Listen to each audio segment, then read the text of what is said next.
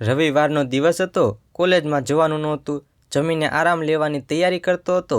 એવામાં ઘંટડી વાગી. દ્વાર ખોલીને જોયું તો બહાર 23-24 વર્ષનો એક જુવાન ઊભેલો. કેમ પ્રોફેસર સાહેબ, ઓળખો છો ને? હા હા, આવો, એમ મેં કહ્યું ખરું, પણ તેને પૂરી રીતે ઓળખી શક્યો નહોતો. એ ચહેરો પરિચિત હતો એટલો જ મને ખ્યાલ આવ્યો, પણ એ જુવાન મારા ચહેરા પરથી તુરંત કળી ગયો કે હું તેને બરાબર પીછાણી શક્યો નથી. એટલે તે સસ્મિત વદને ખુરશી પર બેસતા બોલ્યો, મને ઓળખી શક્યા હો તો કહો, મારું નામ શું? મેં જરા શરમાઈને જવાબ આપ્યો, માફ કરજો, હું તમને ઓળખું છું, પણ નામ મને યાદ નથી. આપણે નગરમાં મળ્યા હતા. હું ધારું છું કે તમારે ઘેર જ આપણે મળેલા, હુકમચંદ શેઠને ત્યાં જ. બરાબર, મારું નામ ચંદ્રવદન. મળ્યાને વર્ષ દોઢ વર્ષ થયું, એટલે નામ યાદ ન જ રહે એ સ્વાભાવિક છે. તે વખતે હું કોલેજમાં ભણતો હતો. હું બોલ્યો, નામ ભલે ભૂલી જવાયું, પણ તે વખતે તમે અમારું જે આતિથ્ય કરેલું તે કાંઈ ભૂલી શકાય તેવું નહોતું. કહો, ઘેરે બધા મજામાં છે? જી હા, બધા મજામાં છે. આમ હજી લેક્ચરર છો કે પ્રોફેસરની પદવી પર પહોંચ્યા? ના, હજી વાર છે. વચ્ચે કેટલાક પગથિયાં ઓળંગ્યા વિના ત્યાં પહોંચી શકાયો નથી. હવે કહો, ચા લેશો કે કોફી? ગમે તે ચાલશે. પત્નીને 2 કપ ચા તૈયાર કરવાનું કહીને હું પાછો ચંદ્રવદનની પાસે આવી બેઠો. કહો, તમે અહીં ક્યાંથી? મારી બહેન વડોદરા રહે છે. તેની તબિયત નરમ થઈ ગઈ હતી એટલે તેને જોવા આવ્યો હતો. તબિયત સુધારા પર છે એટલે ચિંતા જેવું નથી. વળતા અહીં ઉતર્યો, સહેજ કામે છે. સારું, મારા સરખું કંઈ કામકાજ હોય તો કહો. થોડા કામ જ આપની પાસે આવ્યો છું, પણ મારે કામની પ્રસ્તાવના કરવી જોઈશે. એમ કહી તે શરમાઈને નીચું જોઈ જરા હસ્યો. મને લાગ્યું કે કોઈ નાજુક બાબત હશે.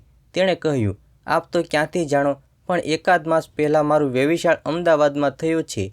15 દિવસ પછી લગ્ન થવાનું છે. એમ? મેં મુબારકબાદી આપવા સરખો ઉત્સાહ દાખવતા પૂછ્યું, તમારું સાસરું ક્યાં? વાડજ રોડ પર એમનો બંગલો છે. રણછોડદાસ દલાલ મારા સસરા. હું એમને ઓળખતો નથી, પણ દલાલ નિવાસ નામનો એક બંગલો ત્યાં છે ખરો? તો તમે ત્યાં જ ઉતર્યા હશો? હાજી, એ દલાલ નિવાસમાં જ.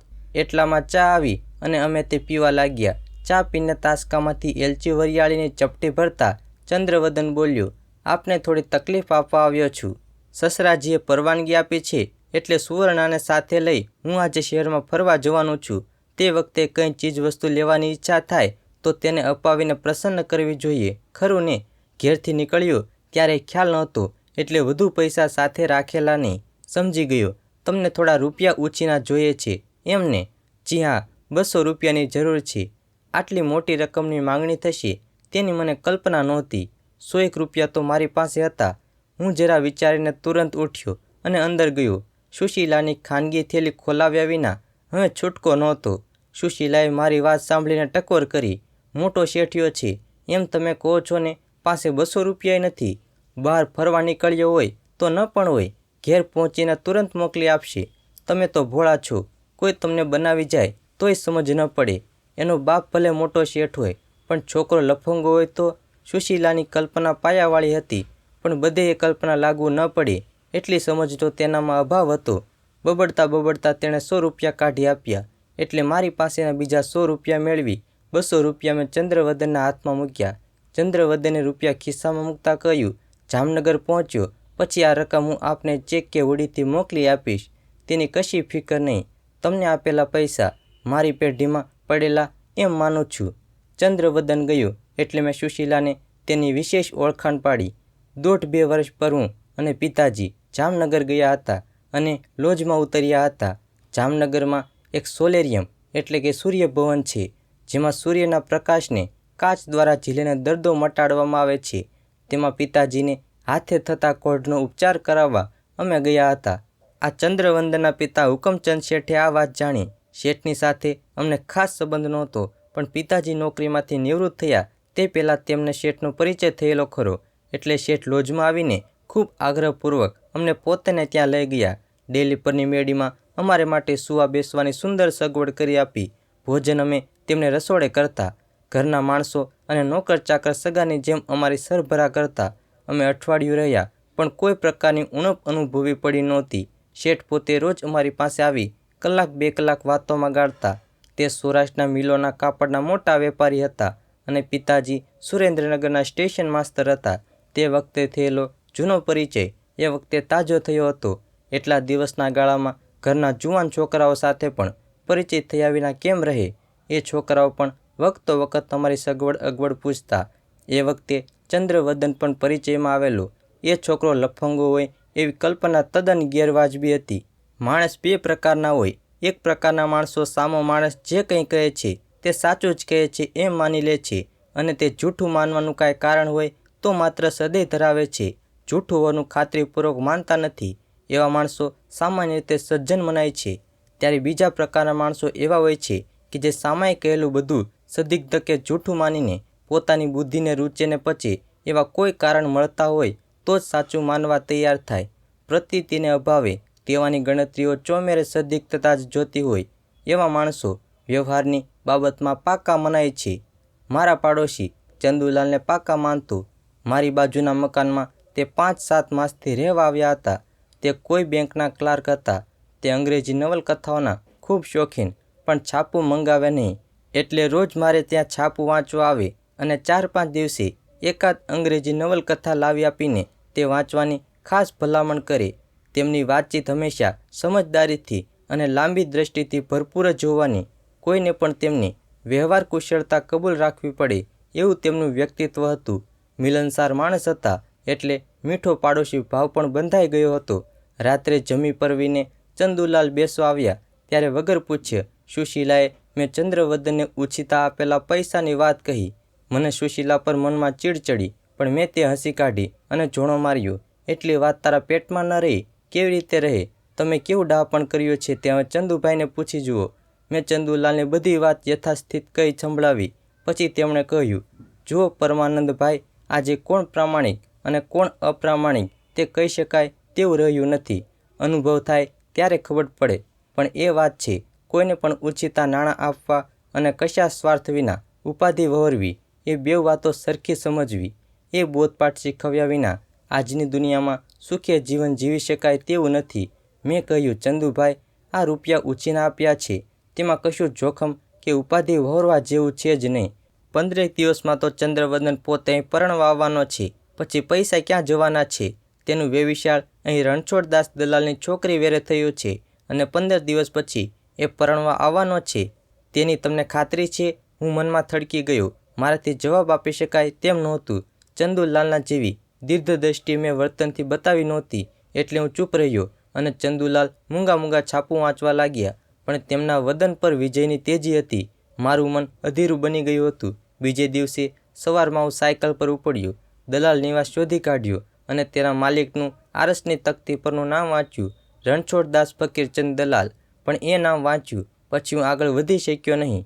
અંદર જઈને કોઈને મળીને પૂછ્યું કે શેઠના જમાઈનું નામ ચંદ્રવદન છે. એમ કરવાની મારી હિંમત ચાલી નહીં. હું ઘેર પાછો ફર્યો, પણ દલાલ નિવાસના માલિકનું નામ ચંદ્રવદને કહ્યા મુજબનું નીકળ્યું. એટલે મારી મૂંઝવણ ખૂબ ઓછી થઈ ગઈ. વાતમાં કોઈ વાર સુશીલા એ વાત છેડતી, પણ હું ઉડાવી દેતો. અઠવાડિયું વીતતા ચંદ્રવદનના લગ્નની કંકોત્રી આવી, પણ તે વાંચતા હું ચમક્યો.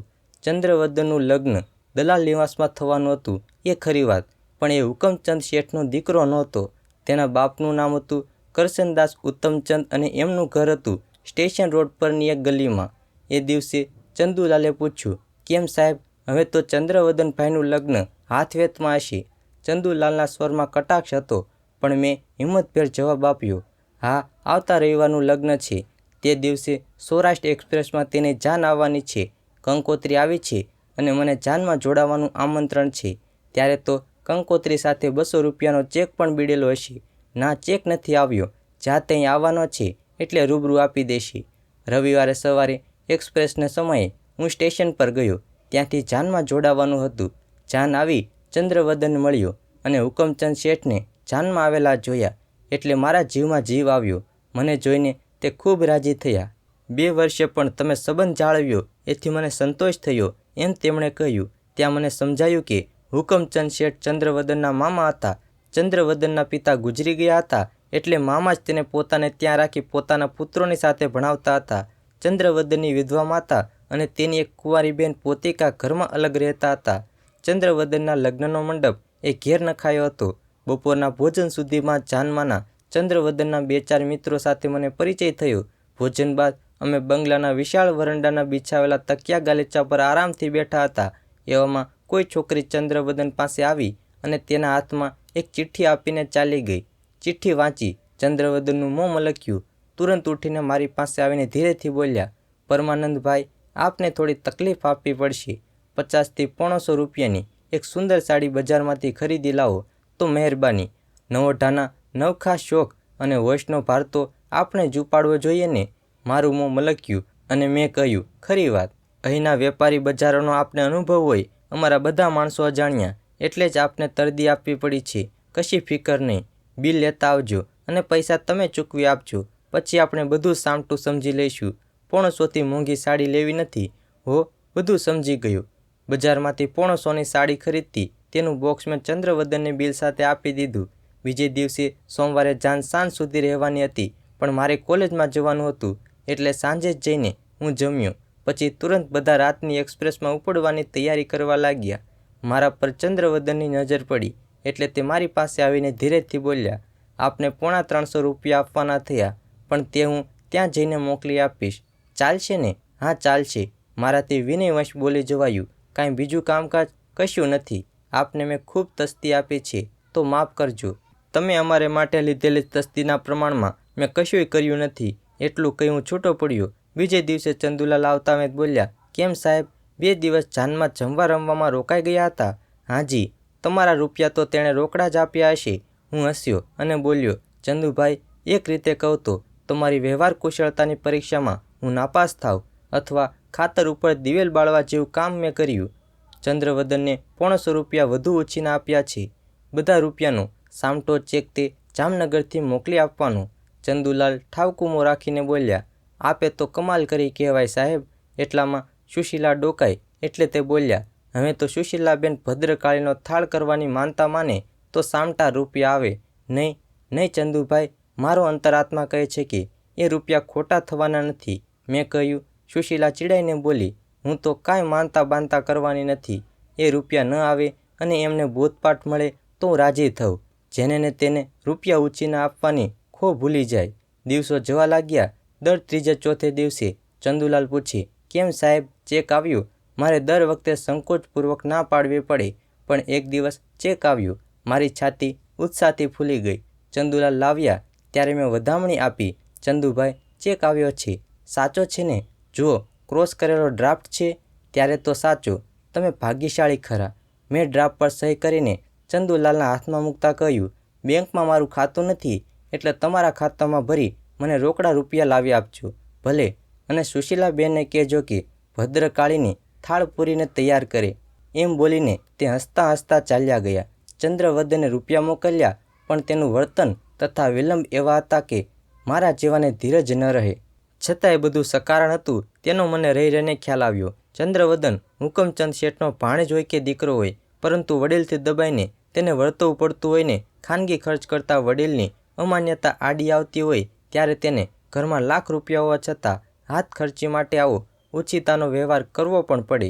એમાં કશું અસ્વાભાવિક નહોતું, પણ એ બિચારાથી કાંઈ એવી વાત મારા જેવાની પાસે ખુલ્લી કરી શકાય? અસ્વાભાવિક દેખાય તેવી વાતમાંય સ્વાભાવિક કારણો હોય છે. વાતમાં ઊંડા ઉતર્યા વિના તેની સમજ ન પડી.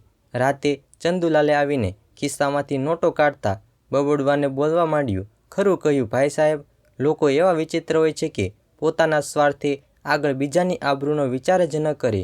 હું મારા ઘરધણીની વાત કરું છું. આજે શનિવાર થયો. બેંકમાંથી જરા વહેલો આવ્યો ત્યારે તો એ ભાઈશ્રી મારી રાહ જોતા બેઠેલા. કહે કે અત્યારે મને ભાડા પેટે 200 રૂપિયા અગાઉથી આપો. મેં કહ્યું કે હવે તો પૈસા સોમવારે મળે, તમને આગળથી આપવામાં વાંધો નથી, પણ અત્યારે ઘરમાં પૈસા ન હોય તે ક્યાંથી લાવું? તો કહે છે કે ગમે તેમ કરો, ઉછીના લાવીને પણ આપો, નહીં તો હું મોટી મુશ્કેલીમાં આવી પડું તેમ છું, અને બીજે ક્યાંય મારી નજર પહોંચતી નથી. સાંભળો એની આ વાત. એ પોતાની જ વાત ફૂંટ્યા કરે ને મારી વાત પર ધ્યાન પણ ન આપે. છેવટે કંટાળીને મેં તમારામાંથી રૂપિયા 250 લીધા અને 25 ઉમેરીને 200 આપી તેનું મોં બાળ્યું. કપાળ પરથી પરસેવો લૂછીને તેમણે કહ્યું, આ 100 રૂપિયા લો, બાકીના 250 સોમવારે બપોરે તમને મળી જશે. કશી ફિકર નહીં. જુઓ સાહેબ, વ્યવહાર ખાડાની દાર જેવો હોય છે, એમ જ કહેવાય છે ને આનું નામ. આ વખતમાં ઘરધણીને નારાજ કરવામાં સાર પણ નથી. મેં 100 રૂપિયાની નોટો ગણી લઈને સુશીલાને આપી. સોમવારે ચંદુભાઈ ન આવ્યા. મંગળવારે સવારે તેમને ત્યાં રૂપિયા લેવા ગયેલો ચાકર ખબર લાવ્યો કે ચંદુભાઈ તો રવિવારે સવારે જ ઘર ખાલીને કરીને ચાલ્યા ગયા છે. હું ચમકી ગયો. તેના ઘરધણીએ કહ્યું કે પોતે ત્યાં ભાડું લેવા ગયો જ નહોતો. 4 માસનું ભાડું ચડ્યું હતું, તે પણ તેણે આપ્યું નહોતું. બેંકમાં ગોટાળો કરવા માટે તેને નોકરીમાંથી રૂખસદ મળી હતી અને 6 માસથી તે બેકાર હતો. કપટપટુતા એ શું વ્યવહાર કુશળતા મનાતી હશે? આ વ્યવહારમાંથી મને બોધપાઠ શીખવા મળ્યો. કોઈની ઉછીતી રકમ આપીને અસ્વસ્થતામાંથી બચવું હોય તો રકમ એટલી આપવી કે જે ગુમાવવાની પોતાનામાં હિંમત હોય. તો મિત્રો, તમને અમારો વિડીયો પસંદ આવ્યો હોય તો વિડીયોને લાઇક કરો, શેર કરો અને ચેનલને ખાસ સબસ્ક્રાઈબ કરવાનું ભૂલતા નહીં મિત્રો.